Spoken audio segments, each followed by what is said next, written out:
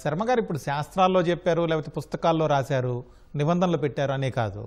సహజంగా భగవంతుడి సన్నిధికి వెళ్ళేటప్పుడు ఎలా ఉంటే ఆ భగవంతుడు హర్షిస్తారు? ఆ స్పృహ ఎందుకు ఉండట్లేదు కొంతమంది జనంలో? గోవిందేతి సదా స్నానం, గోవిందేతి సదా జపం, గోవిందేతి సదా ధ్యానం, సదా గోవింద సంకీర్తనం. మనము ఇంట్లో స్నానం చేసేటప్పుడే గోవిందుడిని తలుచుకోమన్నారు, జపం చేసేటప్పుడు గోవిందుడిని తలుచుకోమన్నారు, అదే విధంగా ధ్యానం చేసేటప్పుడు గోవిందుడిని తలుచుకోమన్నారు. ఇదే అది ఏమయ్యా, ఏ కార్యక్రమం చేసినా గోవిందుడిని తలుచుకో. అలాంటిది గోవిందుడి సన్నిధికే వెళ్తున్నప్పుడు ఇంకా చాలా పవిత్రంగా ఉండాలి, చాలా విశేషమైనటువంటి భక్తి శ్రద్ధలతో కూడి అత్యంత పవిత్రమైనటువంటి మనస్సుతో, అబ్బా ఈ కొండ మీదకి నేను ఎక్కుతున్నానే అని ఒక అన్నమయ్య వారు ఆ భద్రాద్రి క్షేత్రాన్ని చూసినప్పుడు, రామదాసు వారు అదే ఏ క్షేత్రానికి వెళ్ళినా వాళ్ళు అలా ఉన్నారు. అన్నమాచార్యుల వారు అలా కొండకి ఎక్కుతూ ఎక్కుతూ ఒక్కొక్క పర్వతాన్ని, అక్కడ ఉండే రాయిని, రప్పని అన్నిటినీ కూడా అద్భుతంగా వర్ణిస్తూ వెళ్ళారు. ఆ విధమైనటువంటి భక్తి ప్రపత్తులతో ఈ కొండని ఎక్కడము అనేటటువంటిది చాలా ప్రధానమైనటువంటి విషయం. కాకపోతే ఈ స్పృహ ఉండకపోవడానికి ముఖ్య కారణము ఇవాళ రోజున నిజమైనటువంటి భక్తితత్వము, ఆధ్యాత్మికత ఇళ్లల్లో చిన్నప్పటి నుంచి చెప్పడం తగ్గిపోతుంది. పూర్వం నుంచి వచ్చే ఆచార వ్యవహారాలు, వాటి యొక్క విశిష్టత, ఎందుకు అవి ఆచరించాలి అనేది కుటుంబాలలో గాని, గురువులు గాని ఎక్కడా చెప్పడం అనేటటువంటిది లేదు. మరి దేనికి అలవాటు పడ్డారయ్యా అంటే, ఇంట్లో పెద్దవాళ్ళు మాట్లాడే మాట పక్కన పెట్టండి, ఎంతసేపు ఉన్నా సెల్ ఫోన్ చూసుకొని దానిలో నుంచి సెల్ఫీలు తీసుకుంటూ దాంట్లో వీడియోలు చేసుకొని అప్లోడ్ చేయడమే పరమ జీవితము అని భావిస్తున్నారు చాలా మంది. ఈ ఎక్కడికి వెళ్తున్నామనే స్పృహ తప్పింది. దానికి సంబంధించినటువంటి విజ్ఞానాన్ని రీసెర్చ్ చేయడం అనేది పోయింది. ఓ బాలి వెళ్ళాలి అంటే బాలి మీద చాలా రీసెర్చ్ చేస్తారు, ఓ ఇండోనేషియా వెళ్ళాలి అంటే రీసెర్చ్ చేస్తారు, ఓ తిరుమల క్షేత్రానికి వెళ్ళేటప్పుడు నేను ఎలా ఉండాలి దీని మీద రీసెర్చ్ చేయడం అనేటటువంటి స్పృహ, ఆ దేవదేవుడి దగ్గరికి మనం వెళ్తున్నాం అనేటటువంటి స్పృహ తప్పిపోయింది.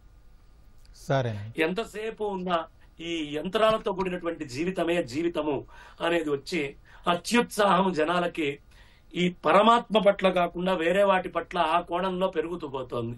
కాబట్టి ఇలాంటి సమయాలలో ఆ పరమాత్మ యందు ఏ విధంగా ఉండాలి, ఏ విధమైన వ్యవస్థ ఉండాలి, తిరుమలలో కూడా ప్రతి చోట వెళ్లే దగ్గర నుంచి అన్ని కూడా చూపించటం, భక్తులకు అవసరమైనటువంటి మీరు ఉండాల్సిన పద్ధతి ఇది అని సక్రమంగా ఇవాళ కస్టమైజ్డ్ ఏఐ టెక్నాలజీని తిరుమల వాడుతోంది.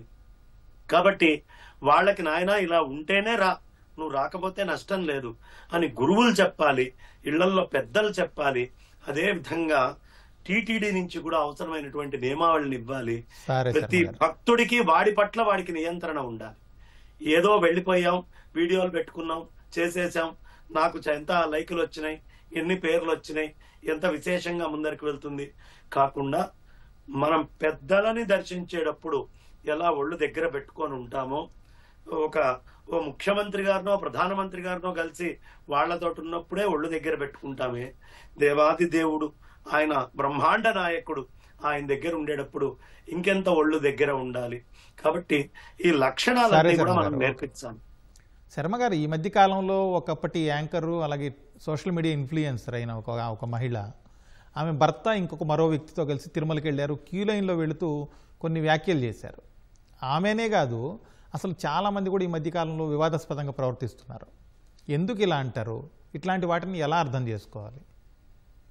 మొట్టమొదట మేము ఇదిగో లడ్డు ప్రసాదం అడుక్కుంటున్నారు, రిచెస్ట్ బిచ్చగాళ్ళం, మేము రిచ్ బిచ్చగాళ్ళము, ఆ శ్రీనివాసుడు ఇస్తేనే రిచ్, ఇంట్లో మీకు ఏదున్నా అది మీరు తెచ్చుకుంది కాదు, ఆయన బిచ్చం వేసిందే అనే జ్ఞానం ఒకటి కోల్పోతున్నారు. ఇదంతా ఆయన దయ అనే విషయం మర్చిపోయి ఆ గుడికి వెళ్తున్నారు. తర్వాత ప్రసాదాన్ని యాచించుకోవడమే. పెద్ద పెద్ద మహానుభావులు 2 చేతులు జాచి అయ్యా మాకు ప్రసాదాన్ని అనుగ్రహించండి అని అభ్యర్థించి నమస్కరించుకొని చేతులు జోడించి తీసుకుంటారండి. కాబట్టి అంత హేయంగా, చాలా తక్కువ స్థితిలో ఒక ప్రసాదాన్ని నిర్లక్ష్యంగా, అంటే ఆ ప్రసాదం పట్ల ఏమాత్రం భక్తి భావం లేదు, ఎంతో తపస్సు చేస్తే ఈ ప్రసాదం దొరుకుతుంది అన్న భావన కోల్పోవడం వల్ల ఆ విధమైనటువంటి కామెంట్లు. ఇందాక పెద్దలు దీక్షితులు గారు కానీ చక్రవర్తి గారు కానీ వారు చెప్పినట్టుగా అక్కడ అన్ని బోర్డులు అన్ని పెట్టారండి, కానీ ఒక ఎథిక్స్ కమిటీ అనేటటువంటి కమిటీ ఉండాలి, ఏఐ టెక్నాలజీ తోటి రీచ్ అయ్యేట్టు ఉండాలి, ఎలా పడితే ఆ సెల్ఫీలు తీయడానికి వీలు లేదు, ఇలాంటి బోర్డులు ఎక్కడా లేవండి. మీ ఇష్టం వచ్చినట్టుగా వీడియోలు రీల్స్ చేయడానికి వీలు లేదు, ఎథిక్స్ కమిటీ యాక్షన్ తీసుకోవడానికి సిద్ధంగా ఉంటుంది అనేటటువంటి ఒక వ్యవస్థని సంసిద్ధం చేయాల్సినటువంటి బాధ్యత టీటీడీకి ఉంది. ఎప్పుడైనా సరే అలాంటిది చెయ్యాలి. రెండు, నాకు నా మనస్సులో ఆంతరంగికంగా అనిపించింది, ఈ విధంగా వాళ్ళు చేయడం 100% తప్పే, కానీ శాశ్వతంగా భగవంతుడి దగ్గరికి రావడానికి వీలు లేదు, ఆధార్ క్యాన్సిల్ చేస్తాం, అలాంటిది కాకుండా ఓ 3 ఏళ్ళలో ఎంతో కొంత సమయ పరిమితి పెట్టాలి. జీవి ఎప్పటికప్పుడు తనను తాను మార్చుకుంటూ ఉంటాడు. అందులో క్షమాపణ చెప్పినందుకు గాను ఓ 3 ఏళ్లకో 4 ఏళ్లకో అన్నట్టుగా నియమాలు, మరి అంత కఠినతరం పరమాత్మని చూడటానికి వీలు లేదు అని చేయడం కూడా దోషమే అని నాకు అనిపిస్తోంది. తర్వాత ఎవరు వెళ్ళినా అత్యుత్సాహ ప్రదర్శన అనేటటువంటిది అక్కడ పొరపాటును కూడా చేయకూడదు. ఏం చేసినా అక్కడ మనం మాట్లాడే చిన్న మాట కూడా శ్రీవారి యందు ఇతరులకి భక్తి ప్రపత్తులు ఏ స్థాయిలో పెరుగుతాయి, ఈ పని నేను చేయడం వల్ల శ్రీవారి యొక్క ఔన్నత్యాన్ని ఇంకా తెలియని సామాన్యులకి నేను అందిస్తున్నాను అనే భావన ఉండేట్టుగానే ఉండాలి తప్ప ఇతరమైనటువంటి అపహాస్యమైనటువంటి వ్యవహారాల్ని మనం చేయడము అనేది మాత్రం ధర్మము కాదు. వాటి నుంచి మనం ఎప్పుడు, అది ఒక్క వాళ్లే కాదు ఇంకెవరు కొండ మీదకి ఎక్కినా కూడా ఒళ్ళు దగ్గర ఉంచుకొని మనం దేవాది దేవుడి దగ్గర ఉన్నాం, ఇక్కడ లోకం చూసినా చూడకపోయినా, ఇక్కడ టీటీడీ యాజమాన్యం చూసినా చూడకపోయినా ఆ పరమాత్మ అన్నిటినీ చూస్తున్నాడు కాబట్టి ఆయనకి మంచి చెడు అన్నీ తెలుసు. ఆయనని ఎప్పుడూ మనం కొంచెం కూడా కించపరిచేట్టు ఉండకూడదు అని తెలియాలి. శర్మ గారు, ఇప్పుడు మద్యం, మాంసం, సిగరెట్లు ఇట్లాంటి తిరుమలలో లభిస్తున్నాయని ఆరోపణలు వస్తున్నాయి. అసలు ఎలా సాధ్యమవుతుంది అంత కఠిన నియమ నిబంధనలు ఉండే తిరుమలలో ఇవన్నీ ఏ విధంగా లభిస్తున్నాయి? వీటిని కట్టడి చేయాలంటే ఏం చర్యలు తీసుకోవాలి టీటీడీ? ఇది చాలా కాలం నుంచి ఆరోపణలు, ఈ రాకూడనటువంటి పదార్థాలు వద్దని నిషేధం చెప్పినా పైకి కొండ మీదకి వెళ్ళటం అనేది జరుగుతోంది. చాలా చోట్ల పట్టుబడ్డాయి కూడా. ఎలా జరుగుతుంది అంటే కింద మానవ తప్పిదమే ఉంటుందండి.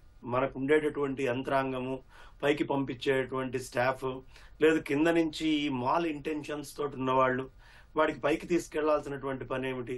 తర్వాత అక్కడ ఉండే ఉద్యోగస్తుల్లో ఇతర మతాలకు చెందినటువంటి ఉద్యోగస్తులు అందులో ఉండడం, వాళ్ళకి దీని పట్ల భక్తి శ్రద్ధలు లేకపోవడం, ఈ పైకి వదిలిపెట్టేటటువంటి వాటికి ఇవన్నీ కూడా సహకరిస్తాయి.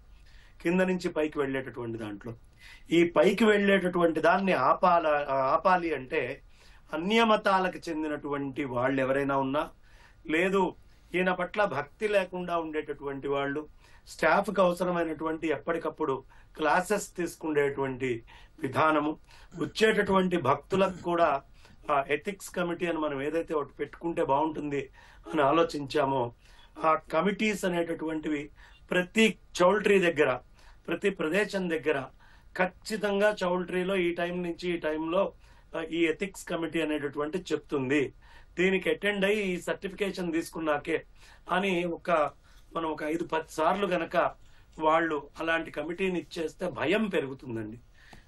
ఇలాంటిది ఏదైనా జరిగితే మీరెవరైనా పొరపాటున చూసినా ఇన్ఫార్మ్ చేయండి అన్నప్పుడు ఒక రెస్పాన్సిబిలిటీ, భయము అనేది పెరుగుతుంది. ఈ జవాబుదారీతనము అనేటటువంటిది ఎప్పుడైతే మనకి లోపల ఉండే స్టాఫ్ లో గాని వచ్చే భక్తుల్లో గాని తగ్గుతుందో అప్పుడు ఈ తేడాలు వస్తాయి. ఒకటి, భక్తి ఎలా అయినా ఉంటుంది, ఈ జవాబుదారీతనం అనేది చాలా ప్రధానమైంది. శర్మగారు, ఇప్పుడు శ్రీవారిని ఏ విధంగా దర్శించుకోవాలి? పాదాలను తొలు దర్శించాలి అని చెప్పి ఎందుకు చెబుతారు? స్వామివారి దర్శన విధి విధానాల గురించి శాస్త్రాలు ఏం చెబుతున్నాయి?